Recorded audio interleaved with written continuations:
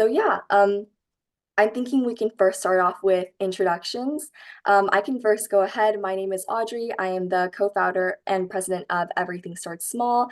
Everything Starts Small is a youth environmental nonprofit. We started actually 6 years ago, so I have quite a lot of experience in terms of what it means to grow a very tight-knit community, a very well-working team, and like a group of people who are truly passionate about the work that they do. And today I'm very excited to be talking to you guys about my experience. And as always, if you have any questions specifically about, if you have questions about something you're working on, feel free to jump in and add on or ask. Yeah, Bernice or Andra, would you like to go ahead? Yeah, I can go. So thank you so much for inviting me. I'm Bernice Deng. I am the founder of Inspire Earth, which mission is to reimagine climate education. I founded the organization a couple years ago, so it's very new compared to Everything Starts Small.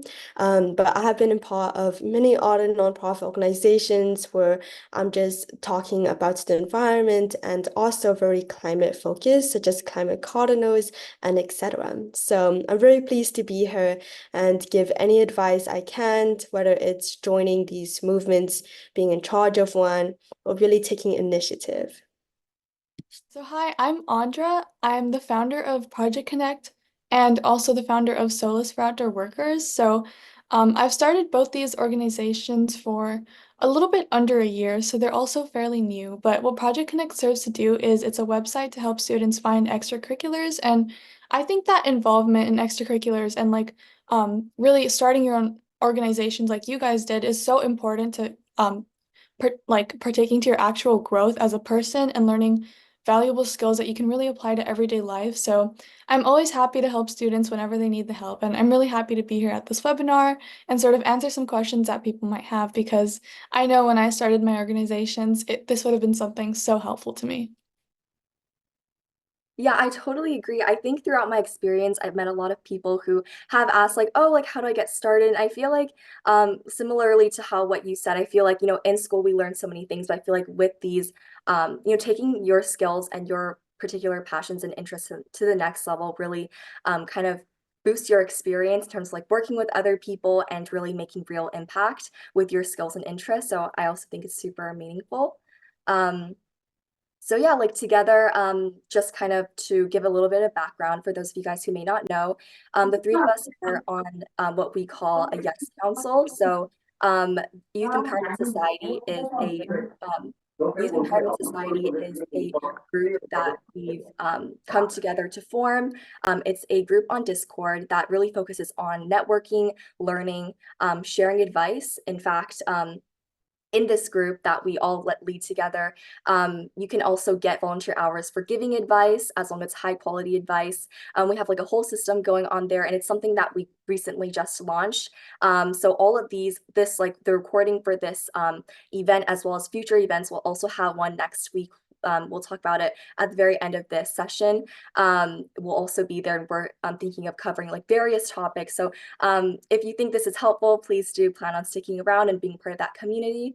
Um, so yeah, quickly through introductions. And so I think kind of like next thing that I think would be really helpful to talk about is kind of how our journey started. How did you guys become a founder? Kind of what motivated you? Like where did your interest start? And kind of what pushed you to do that? And what gave you the courage? And you can also speak about if you experienced any discouragement, how you kind of went over that. I think Bernice and Andra, if you guys wanted to start first, and I can speak last about it.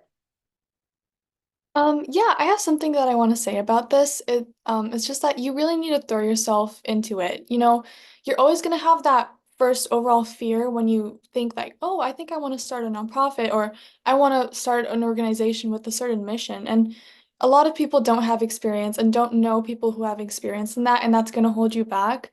That's why you really just have to get over your fear and jump into it because if you don't, you might as well just never do it. And so now is always the perfect time to start your own passion project, is what I think.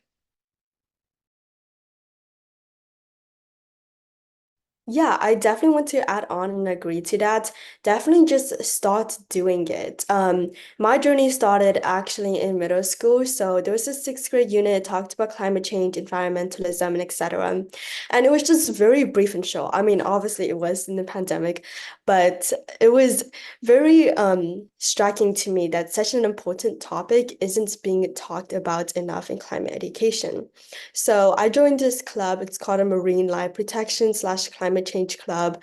And most of the people there, they were like eighth graders. So once I graduated, I was able to lead it. And I saw that these people, they don't know what simple topics like fast fashion, climate change, they don't know the depth of it and the true meaning of its impact and its effect. So I had such a delight of being able to work with these kids, these middle schoolers, elementary schoolers, and I wanted to bring this to a more international level, saying that there's so many people, so many middle schools out there just not having this environmental education. So I want to bring it out in a form of climate education, being able to reimagine it. So that's where Inspirate Earth came from. Yeah, I love that. Like I've heard about that Bernice's story. Well, because we've been partners, I think for a while. We hosted a webinar together with Sophia Kiani, particularly about like environmental and leadership topics. But yeah, so kind of similar to Bernice. I think my interest also in the environment also started pretty early. It mainly started because I used to want to be a zoologist when I was like in elementary school, like in second grade. And then I slowly, through like reading books in the library, kind of learned about these issues. And similar to Bernice, I also felt like it was so unjust that these topics aren't talked about more and there wasn't more being done about this, crucial issue that is climate change. That kind of pushed me to start it. And I would say that since, like I previously mentioned, everything starts small and started in 2018. So it's been 6 years. That means that we actually started it when I was in, I think, what, like fourth grade or fifth grade. So I was pretty young. And I would definitely say, like, back then, it was definitely like, it really started really small. Like, it was just me, my sister, my best friend, and we were just doing like beach cleanups. Like we were doing like little events by ourselves. We were doing like small bake sales. So it really, really started small. And I would say if you are wanting to start something, but you're like looking at all these different other groups, you're comparing yourself to others and you're like, oh my gosh, like other people are in like 100 countries or other people are doing this, and that. And you feel like it's too late to start or something, or you feel like it's just too overwhelming, you don't know where to start, you don't know how to get to that big of kind of like an expansion, or you don't know how to be that big in the beginning. I would say really don't worry about that, because everything really does start small, kind of like the name of everything starts small. Like if even if you start really small, even if it's just you and one other person, like the point, kind of like as Andra like had mentioned, the point is to really just start, and that really helps you, kick off. And I believe last time in our last webinar, Sophia Kiani also said that the hardest thing is to really just to start and stop like scrutinizing about these small details. So yeah, I think yeah, all of us have like a similar experience. And yeah, so Yeah. would any yeah. I want to quickly add on to that. Everything takes time too. Like if you just started your organization a year ago, a couple months ago, and it's just not starting so well, not at the point where you want it to be, just remember that everything takes time. If you look at these big organizations, the National Geographic, Nature Conservancy, and etc., they all started like tens and decades ago, and they all start small, and just like what Audrey said, and it all st starts with some kind of time. Like you need time and dedication in order for something to grow. And that's really the point of something. If you see little to no growth in your organization, don't worry, because there's still a lot more time and a lot more things beyond the certain point you are at right now. Yeah, exactly. I would say definitely in my past experience, like yeah, there was a period of time when like of course it was just a small team, and even then I think the point is, at least for our group, what I've really learned throughout my experience is definitely quality over quantity. So if you just have a group of 4 people, 3 people, and you guys are able to do like a workshop or really meaningful work, I think that's what is truly important, rather than having like a group that has like 1,000 members in like 200 countries or something like that, and but then not really being able to make true impact on the world, which Mhm. is what really is Yeah. important. Yeah, I just wanted to add on to that and just say comparison really is the thief of all joy. If you start your organization and maybe you have 100, 200 followers, that means something. That means you have around 200 people who support your cause. And if you compare yourself to these big organization with 10,000 followers or 100,000 followers and they're getting a bunch of likes, you will get there. It just takes time and effort. And those people started out at the same place as you. I mean, it's always great to have organizations that you look up to, that you have goals to be like, similar to. But yeah, everything, as you said, starts small. And so you really need to appreciate the small things and build a good foundation in order for you to actually get there and be like those other places. Mhm. Yeah. And like things don't just happen overnight. This is like a really weird comparison, but I read this like an article by Environment.Impact. I'm subscribed to a newsletter. It's a great one, by the way. It says that everything doesn't just happen overnight. Like Sabrina Carpenter, like her songs 10 years ago, like no one was listening to them. I know it's a very small and fun comparison, but look at her right now, like with Espresso and like one of her biggest songs and hits, but she started off somewhere very small too. Yeah, oh my gosh, I love that example. Um, but yes, I totally agree. Um,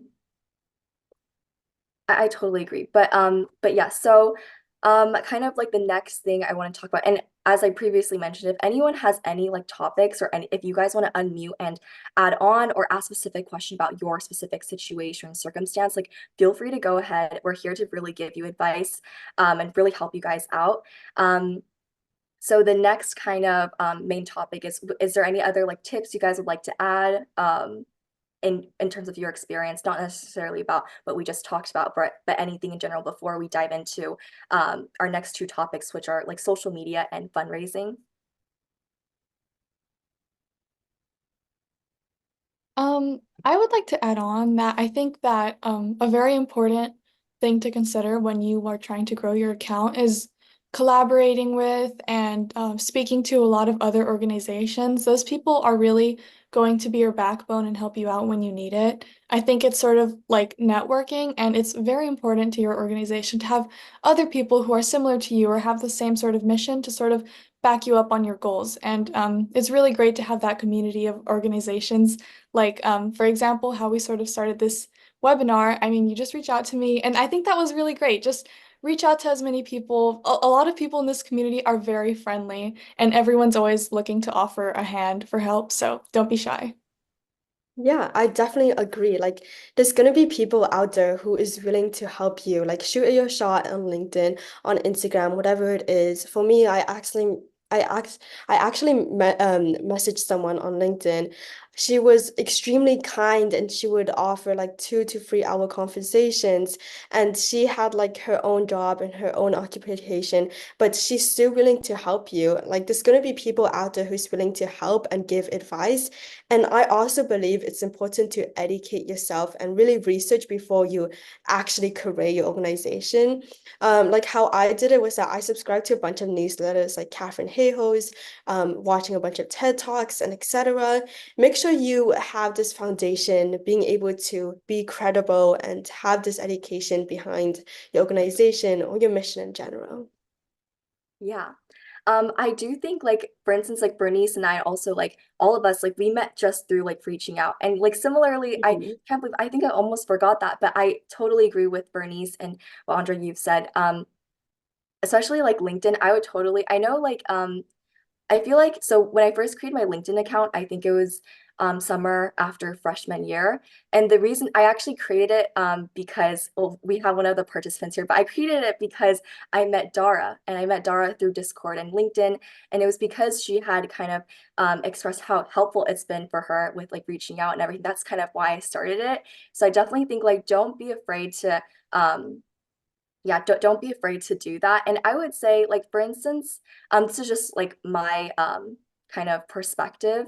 But for instance, like even at my school, I've heard that LinkedIn can get kind of toxic, or like people are like, oh, like you have a LinkedIn account, like oh you shouldn't create one because people are gonna compare themselves to you. Like I've heard that a lot at my school from Mhm. upperclassmen who I've talked to. And personally, just my opinion of it is that if you're doing something for yourself, like don't be afraid to do it. Like don't not create a LinkedIn account, or don't not do anything just because you're like, oh, other people are going to do this, or other people are going to judge me, or other people are going to compare themselves. I feel like if it's going to help you, like you should go ahead and do it if that's what you truly believe, and if that's what you're passionate about.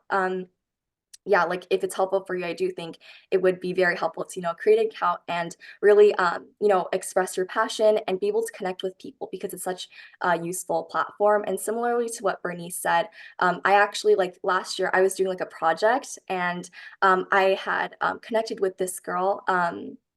Oh, I forget her name, but I'll probably share it later on. But I think she lives in Canada, and she is, I believe, 18 to 20 years old. And she is really, really amazing because she's been able to create like kind of like wearable technology and flexible solar panels. And she started it with I don't know if you guys know a program called TKS.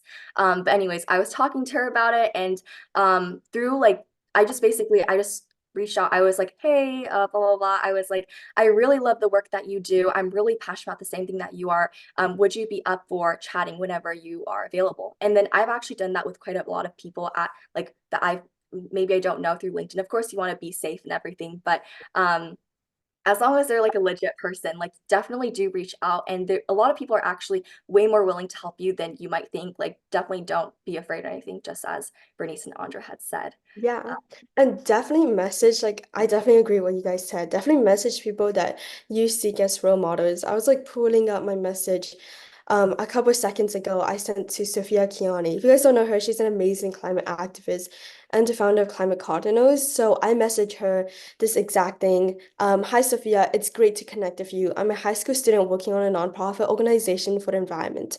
I'm reaching out to people who I think I could learn a ton and was hoping to pick up your brain on a few things and get advice. Would you be open to the call? Thank you. Like I kept it very short and brief, but these things and these like networking tips is something that's gonna bring you far. Mhm. So Yeah. definitely just try to reach out. Yeah, like Bernice, how old are you, or like when was that? Like how long ago was that you sent that message? Do That you was like a couple years ago, like 2 years ago when I was eighth or ninth grade. I forgot.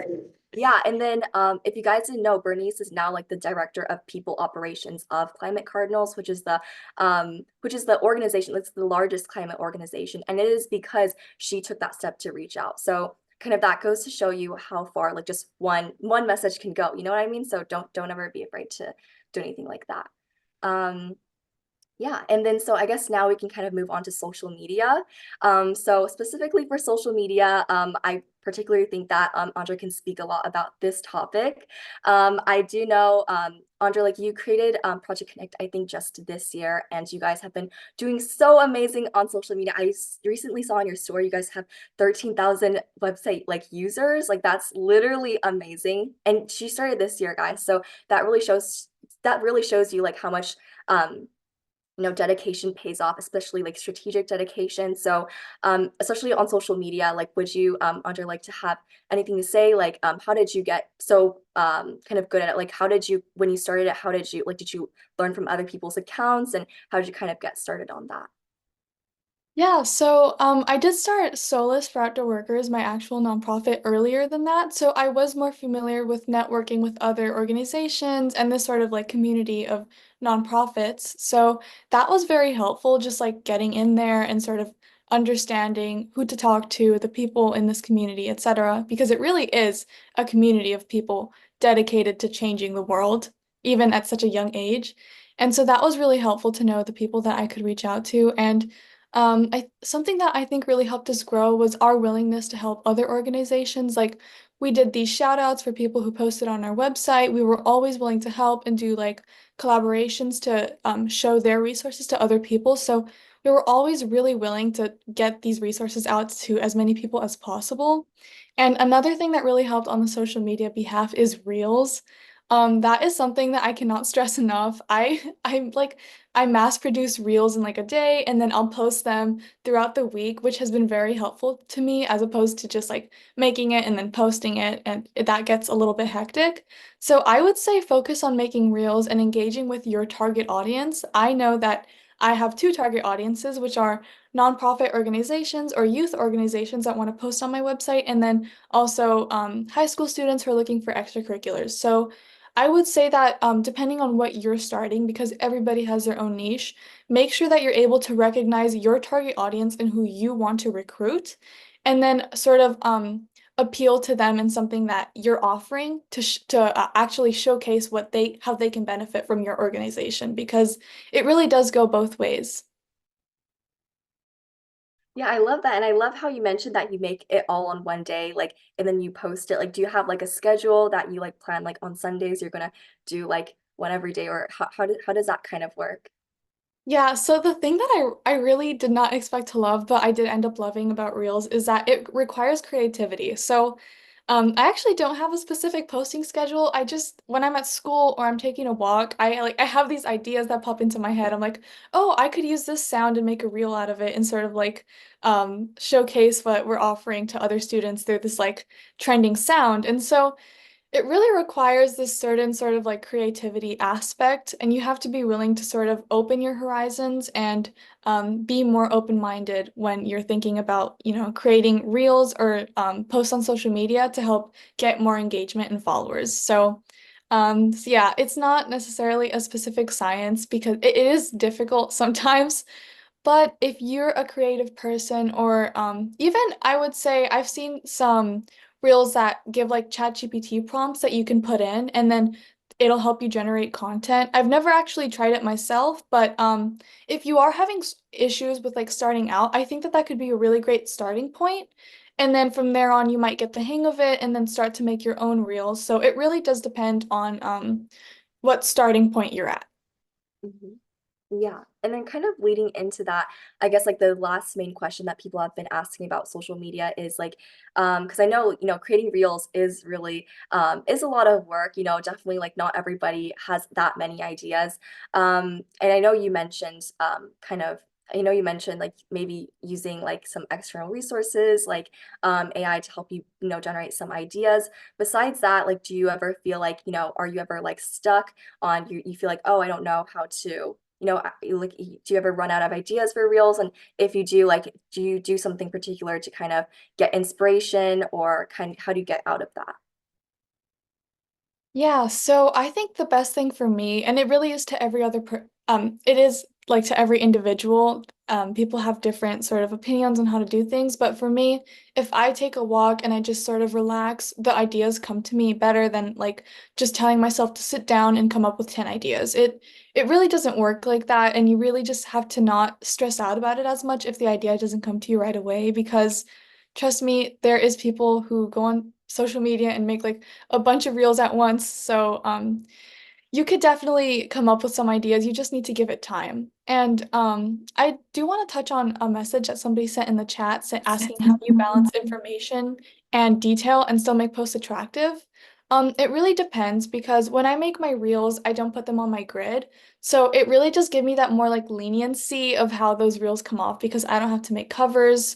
Um, but I think that you can sort of find like an in between. It just depends on your niche. So for me, for example, since I'm a website and I'm sort of offering that as my brand, I make posts that explain how my website could be useful to them.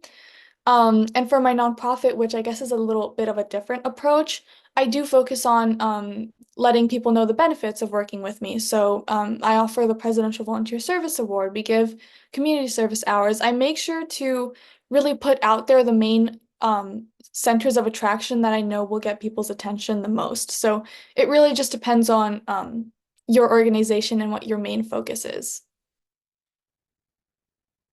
Oh, and I could also touch on that one question, and then I'll let you speak. I'm sorry that I'm like yapping, but somebody asked, how do you know what the target audience wants, like market research?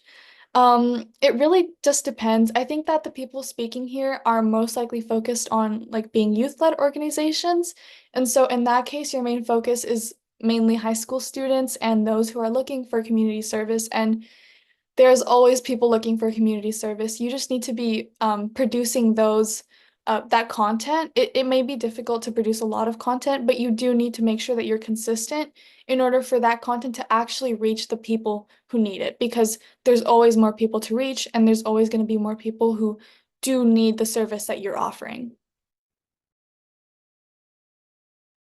Yeah, I love that, and I think that's such an amazing perspective. And if you guys haven't, you guys probably all have, but if you guys haven't been looking at Project Connect's like Instagram very recently, I remember like in the morning, like when I got to school one day, I saw it like on your story. It was like, oh, thank you so much for how many followers. And then when I came back, like when I finished school around like 3, it was like 100 more, just like that. And I think that really shows like as long as you're consistent, and everything, do everything that Audra had said, and really think about who your target audience is. I think always get started, and you never know what's going to happen.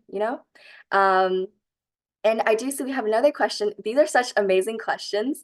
It says, how do you balance out time dedicated to your organizations with school life? I guess I can start first, and we can all just join in. We can all just be unmuted. But um,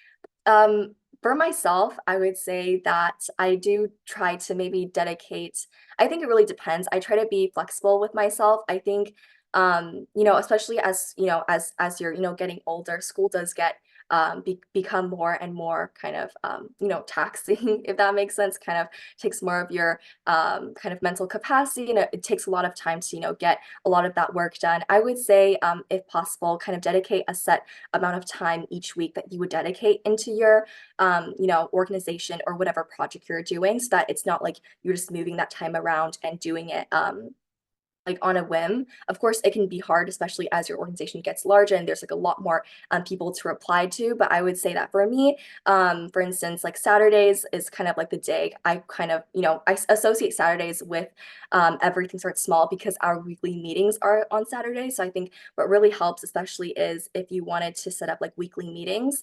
I think not only, email communication is important, but if you could set up meetings where everybody can come together and get work done together, kind of discuss right then and there, it helps like decrease a lot of stress regarding like, oh, I have to reply to this email, I have to do this and this. If there's like a time dedicated just for your organization, that's like that time is like like for me, like I associate 6 to 7 p.m. PST Saturday always to Everything Small, because that's been our weekly meeting time for the past 5 years. I would say like it's always been consistent. So I would say really dedicate like time like Saturday morning, Sunday morning, Sunday night to your organization. So you just have this time that you have dedicated to your organization, if that makes sense. Yeah, I definitely agree, and those are amazing points as well. Really being able to dedicate a time for your organization, and also being able to like use some of the organizational management tools. For me, I like to use like this notebook, not this notebook, this planner that kind of gives me like what I want to do in a day, for example, on Thursday, on Friday, and etc. It just helps a lot. And also being able to use Google Calendar to point out which time should I dedicate some time to. I feel like these methods really allow me to see what I need to focus on, and it just makes my mind a lot more clear. So I definitely recommend a physical notebook or planner. And another thing is that when you're managing your organization, make sure that you have someone that you can rely on, that if you're not able to do it this certain week, this person, this executive director, this individual is able to help back up, is able to dedicate the same amount of time you would, and really being able to contribute it. Because obviously we all have our personal things, and when we have another person, it's just going to help allocate the time so that you don't put everything to yourself. And another thing is that I know a lot of leaders at first they do like micromanaging, and at first I was a bit guilty of myself doing it too, like just looking at every deputy director or director to see what they're doing and making sure they're doing all this and what you want. But the thing is that you need to put trust into your members. You need to put trust into who you recruited, because these people they do have their own opinions and they do have their own things and they find it successful. So these small tips really helped me along the way. Yeah, I want to say that was an amazing point. You need to learn how to sort of delegate tasks because micromanaging sort of does, like, we do want to do it a little bit. It's just natural, but we need to learn that other people also do, like you said, have their own opinions and their own ways of doing things. And it really does help you in the end to have those people that you know that you can rely on. My social media manager, she is amazing. I don't know how I could have done this without her because she just helps me plan things, and when I can't do things, she's there, and our ideas can sort of bounce back off of each other. So it doesn't feel like the weight of everything is on me. And to sort of touch on how I balance time dedicated to my organization, I would say if you start one, do what you love, and you won't feel like you're wasting your time or you're like, oh, I need to go reply to these messages or make this post because you're doing something that you're passionate about, and you know that in the end goal will be something that you wanted to work towards. And so you sort of have more like of something to drive you to keep doing it because it definitely gets hard. You will get busy, especially when you're managing school and other extracurriculars. So you need to make sure that when you start something, you know that you can finish it and that you can put in a lot of effort into it. And we mainly can only do that with things that we really love. Yeah, I totally agree with that. I think especially with the idea of like doing something that you really love, I feel like it really shows. I would say if you're talking to someone and it's not in it and they say that they're passionate about something, but they, it doesn't really show, it doesn't really attract people, you know what I mean? But if you're actually passionate about it, if you really show that you're passionate, if you're kind of like loud and proud about that, I feel like that attracts a lot of people because then they're like, hey, I'm passionate about that as well, and I kind of want to join and work with you. So I think that's a huge point that probably would help like recruit and also help you like delegate off tasks and find the members that are true to your organization's mission. And then I think last point I want to touch on for that, especially like that question about like balancing time. I would say that something that helps, I feel like kind of helps, at least for me, it helps our group. I don't know about what other people think, is that before every kind of like chapter of like a new chapter of a year, I also do this for myself with like personal projects. But like for instance, beginning of summer or beginning of a new semester of the school, um, I like to do like I'll write like ESS like 2024 summer plan or something like that, or summer schedule. It's like a Google Doc, and then we would like plan out like week, like kind of month by month, like what is your goal for that month, and then kind of what do you want to do in these weeks. And of course, this is not to say that once you make the schedule, like it's like set in stone. Like it's not like once you maybe fall off that schedule, you're like, oh, it's too late, like everything's over or anything like that. It's just like a general guideline for you to map things out. And I think if you start something like that, especially if you're starting out, that could really help. Like say like, oh, I want to hit this milestone by this time. Of course, I think one thing with setting schedules is to like give yourself a little bit of grace. Like if you don't meet that milestone, as long as you've been trying, as long as you know that you've put in your effort, like that's what really matters. But that schedule is just for you to kind of create like a mental map. And I feel like that also helps you if you like pre-plan things. And then if you especially don't like overschedule, don't be like, oh, this week I'm gonna get like one list 1 to 100 done. Like as long as you're planning accordingly to your schedule, I think that helps kind of keep track of things that you need to do while handling everything in school. Yeah, one example of that is we did do that for the summer for ESS, and then we actually reached our goals for the end of this year, like early. Like we reached it a couple weeks ago, so we were able to set new milestones to hit by the end of this year because because like doing this had helped us kind of map everything out, I would say. So yeah, those are kind of like my opinions and my thoughts. But I think yeah, everything that we've talked about has been super, super amazing. I would say the last kind of two topics we want to touch on. Of course, if you guys want to add any more topics, like feel free to go ahead.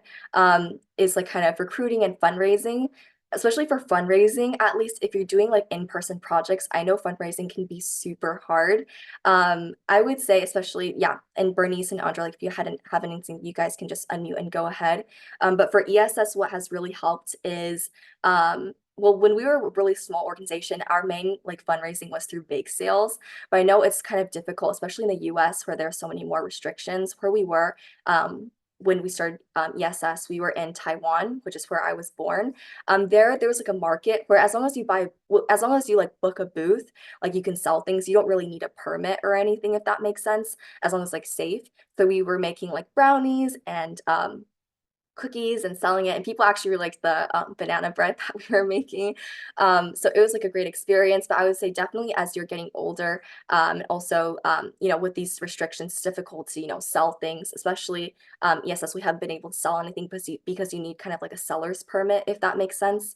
Um, so for us, the main thing that we've been trying to target are like funds, so like grants and funds. And one fund that I would really recommend you guys do, if especially if you're doing something hands-on. I don't know how well it'll go if it's completely online, like what your nonprofit is about. But if you're doing something hands-on, like ESS does, like hands-on workshops, presentations, we work with farmers. Like a lot of it is hands-on work. I would really recommend the Youth Action Grant. So we applied, I think, sometime in 2023, and then we were able to get more than $2,000 of funding for it, and they fund like a lot of projects. So, and then if any of you guys are interested in hearing more about that, definitely let me know, because we've had experience, and we can, help you through that process if you want to apply. But yeah, as long as you have like a good idea, and it's pretty easy to apply, I would say just make sure to really show your passion throughout that application and the essays that you're writing. Um, but yeah, and that actually, that fund was actually brought to our team's attention by our outreach director. So she's not here right now, but kind of shout out to her. Her name is Anne. Oh, no, outreach, recruiting director. So yes. Um, and so yeah, like I can put the name of that in the chat. Let me see. So it's like Youth Action Grant, and they have it each year, I'm pretty sure.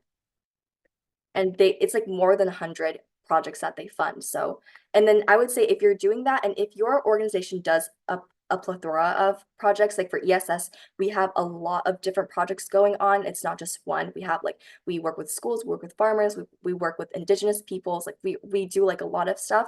I would say what really helps with this specific grant is if you focus on one specific idea, because they want to hear about that specific idea and focus on how like special and innovative it is. And it's by the international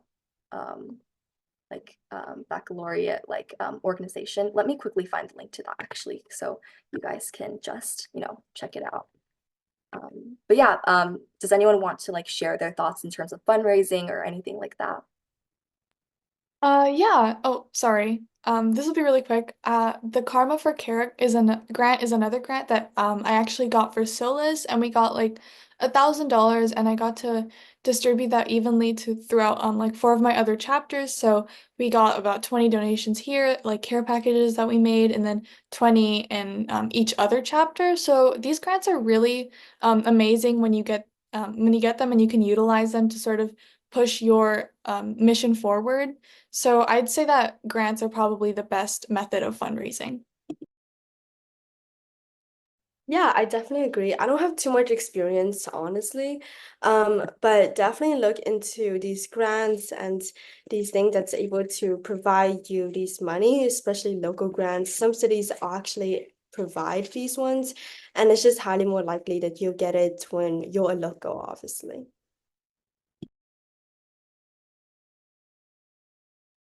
Yes, so I think that question is really good. So Evelyn, your question, do grants follow up and restrict what you use the money on? Like what if we apply for something but end up wanting to use it for another project? I think I can't speak for all grants, but specifically for the youth action grants, they do kind of follow up, but I think it's really about just like an integrity kind of thing. If you feel like obviously if you apply for a project, you definitely want to probably use it for a project, that specific project. You can't just like apply for a project and then like use that money to like buy food or something like that, if that makes sense. um but but yeah, like for instance, we applied for our coffee grounds project. When you apply for these grants, they do ask you for a breakdown of it. So you have to put together like, what do you need? Like we need, for instance, we use the money to buy canopy for our projects, and for our various projects, like or our festivals who are giving out coffee grounds, it's like we used to be standing in the sun. Some of our ESS members might remember, but we used to be standing in the sun. It's really hot.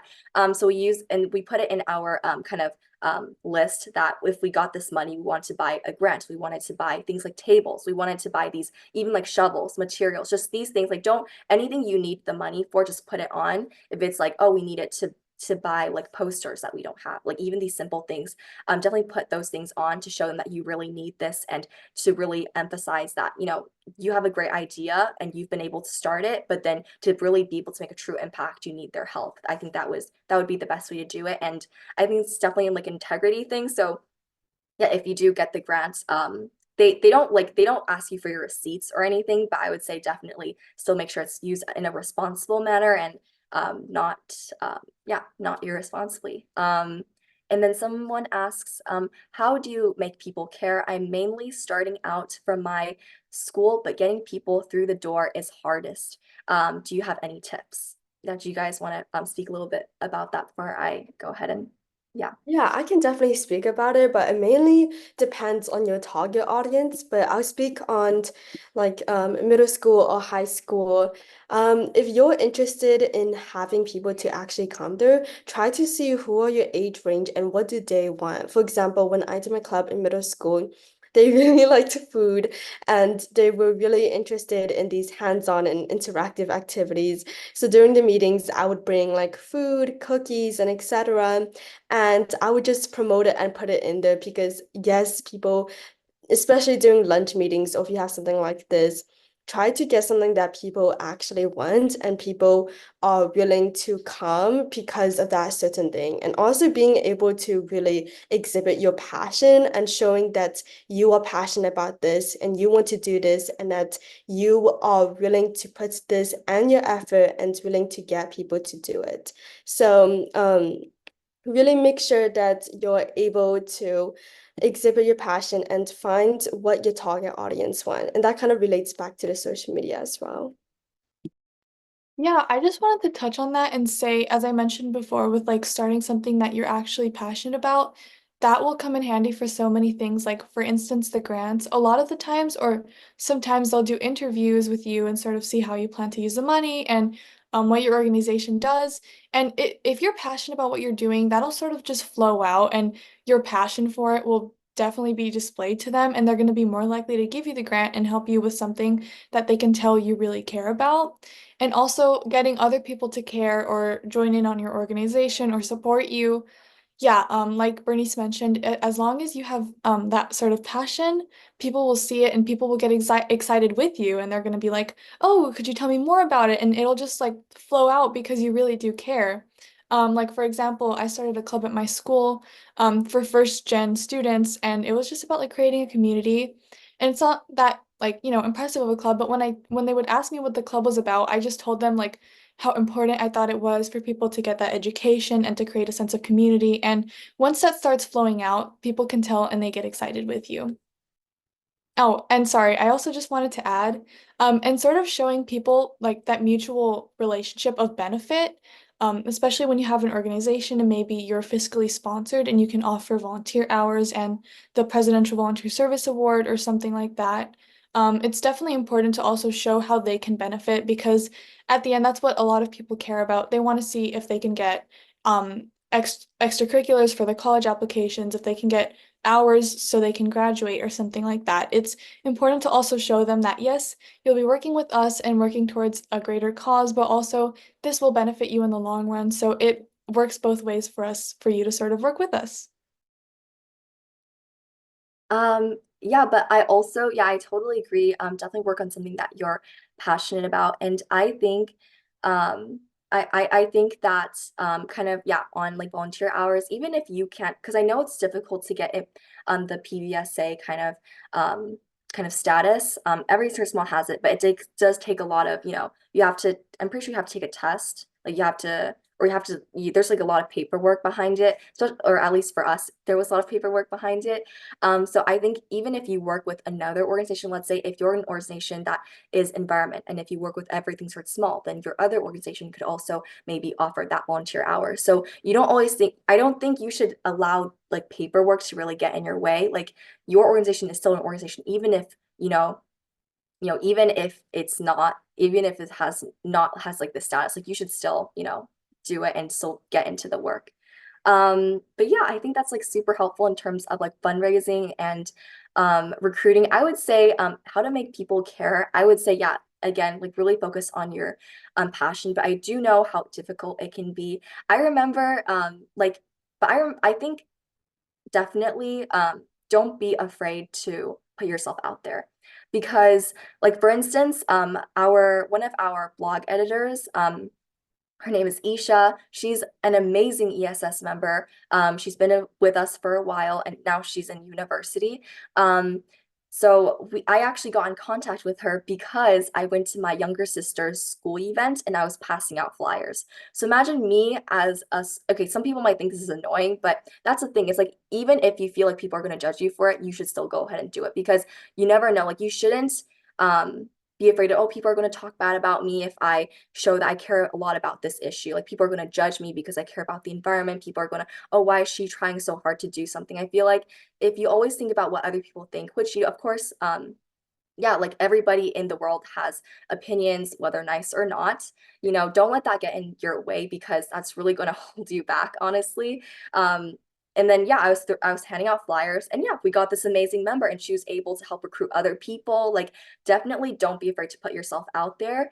And then also, but I know it can definitely be hard. Also, like as we previously mentioned, like like in our Discord community, yes. Kathleen, if you wanted to drop like the invite link in the chat, I think that'd be pretty helpful. But if you wanted to join in there, kind of share exactly what your nonprofit is about, because I know you're saying that you're it's kind of difficult to connect with people. Like maybe some of us who are on the Yes Council can help you out. Like maybe if I know anyone who's in your kind of like sector that you're working with, I can ask them to see if they have any tips or if they have any connections to connect you with. So definitely, if you're interested, get involved in that community, join that Discord community, and we can see if there's any way we can help support you. And then legal status, or do you think it's mostly not needed to do action?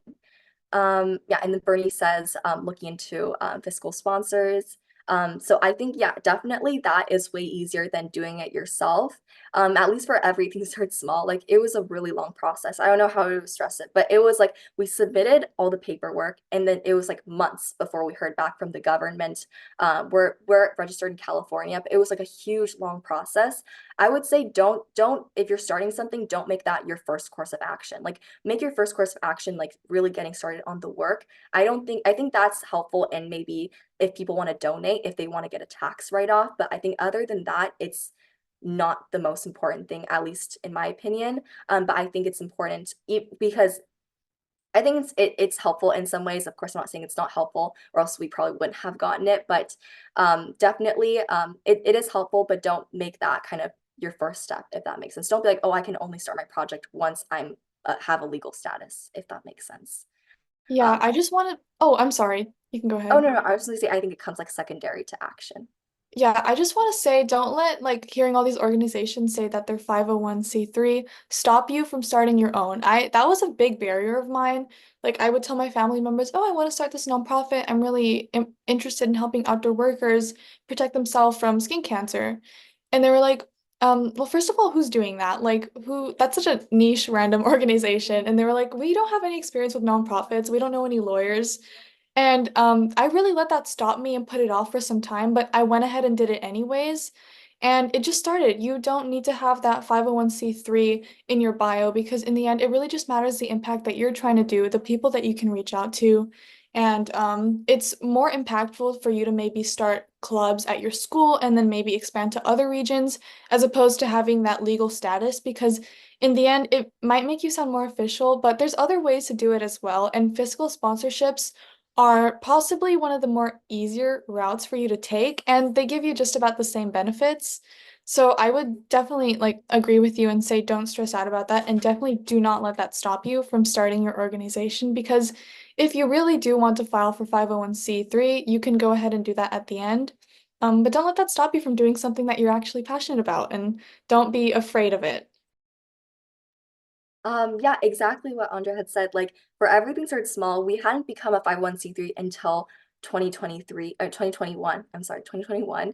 And that's like if you think about it, we started 6 years ago and then we got the status only like 3, 4 years after. That means we were doing projects, as we were doing projects this entire time. So don't, yeah, I would say really don't let that stop you because it's not as important as, really making that real impact and being able to use your passion to, better the world around you, I would say.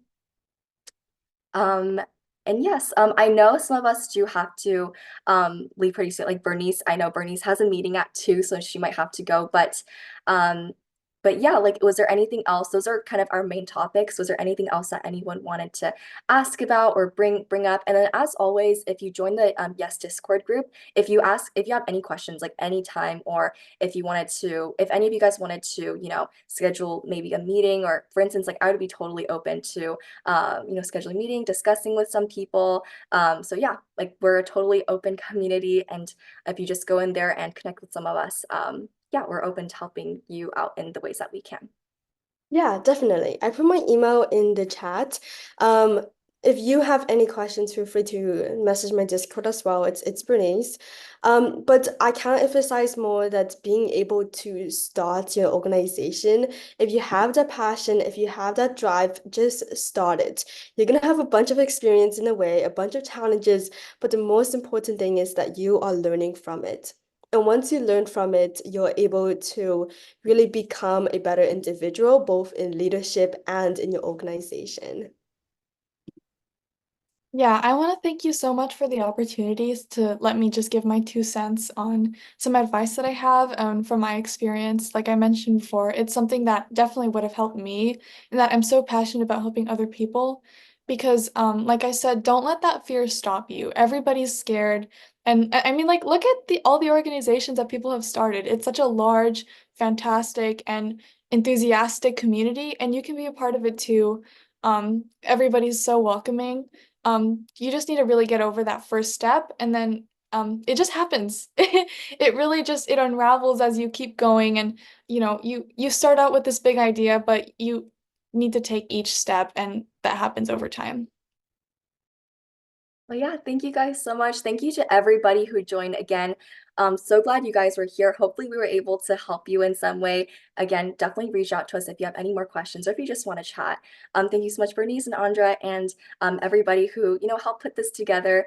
We do have another workshop coming up hopefully next week or sometimes the next week or 2 weeks. It's going to be about specifically research. We're going to have some pretty amazing speakers, one of which is here today, but her name is Dara. Like I said, she's the global head of outreach at Everything Starts Small, and she has amazing experience. I do recommend, getting in contact with her because she's such an amazing individual. I can't stress that enough. But she'll be speaking at that kind of session. She does yeah, she's like an author of a book. She is really into, I believe, medicine or cancer research, I think. Or Dara, you can also put what you do in the chat. But she's an amazing individual. So if you're interested to hear any about her, like about her experience, we'll also have other, other speakers there as well. Definitely join the Yes Council because we'll have all of these sessions like uploaded there. And then also, all of us are in that channel. So you can always just reach out anytime. Um, Yes, exactly. So yeah, thank you guys so much. And then hopefully we'll see you guys again soon.